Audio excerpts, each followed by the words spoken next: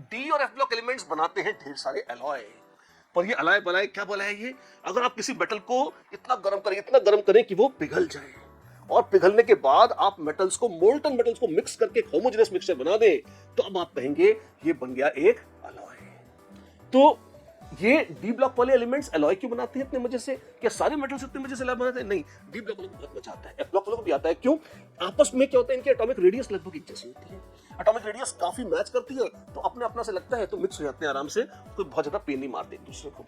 क्या सारे मेटल्स एक दूसरे से मिक्स होते हैं? नहीं, जैसे आयरन मरकरी के साथ मिक्स नहीं होता, ऐसे कुछ कुछ कॉम्बिनेशन हो सकते हैं, बट मोस्टली एक मेटल को मेल्ट करो, दूसरे के साथ मिलाओ, एलॉय बनाओ।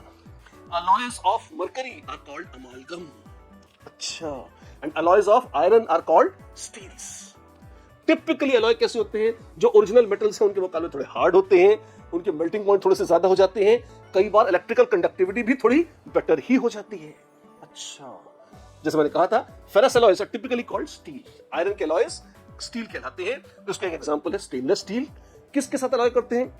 कार्बन तो थोड़ा बहुत आ ही जाता है, chromium, vanadium, tungsten, molybdenum, manganese, अलग अलग तरह के मेटल्स मिला के अलग अलग तरह की स्टील्स बनाई जाती हैं। बहुत ही चमचमाते हुए मेटल के स्टील है बाबू, बड़ा मजबूत होता है। और स्टील में मेन मेटल कौन सा है? आयरन। इसके अलावा कार्बन भी अच्छा खासा होता है, अच्छा खासा मतलब 1-2%, 3% है ना, मेन तो आयरन ही है। यही नहीं, जैसे स्टेनलेस स्टील है जिसके बर्तनों में अक्सर लोग खाना वाना खाते हैं, आप उसमें देखिएगा तो आयरन के अलावा क्रोमियम या निकल खूब सारा मिलाया जाता है उसमें। अच्छी बात है। मशीनिंग टूल्स के लिए क्रोम स्टील होती है, इसमें आयरन के साथ क्रोमियम मिलाते हैं। जब रेल रोड्स बनाते हैं, रेल की पटरियां बनाते हैं, तो आयरन के साथ मैंगनीज को मिलाया जाता है और उससे रेल रोड्स बनाई जाती है। तो सबकी अलग अलग महत्व है, हर किस्म के अलग अलग मेटल्स मिलाकर आयरन के साथ बनती है अलग अलग किस्म की स्टील्स। बड़ा खूबसूरत मेटल होता है ब्रास, जो गोल्डन होता है, देखने में बड़ा सुंदर लगता है। ये जो ब्रास है, इसमें मेन मेटल होता है कॉपर, और थोड़ा उसमें जिंक मिलाते हैं तो वो ब्रास बन जाता है, पीतल कहते हैं जिसको। इसके अलावा ब्रॉन्ज, जिसको कांसा कहा जाता है, ब्रॉन्ज मेडल वगैरह मिलते हैं, आपको शायद ज्यादा आइडिया होगा। ब्रॉन्ज में अगेन मेन मेटल कॉपर ही है। ब्रास में कॉपर के साथ मिलाते थे जिंक, ब्रॉन्ज में कॉपर के साथ मिलाते हैं टिन। अच्छा, ओनली टिन, नॉट टिन। चलते चलते 3 अलॉयज और देख लीजिए।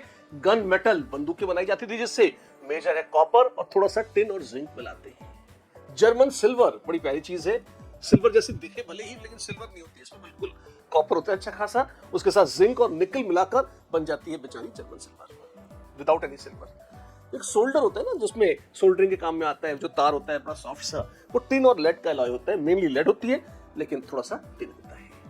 ये 3 और 3 6 अलॉयज ऐसे हैं, बड़े पॉपुलर है, बड़े काम के हैं। ये थी कहानी डी ब्लॉक के अलॉयज की।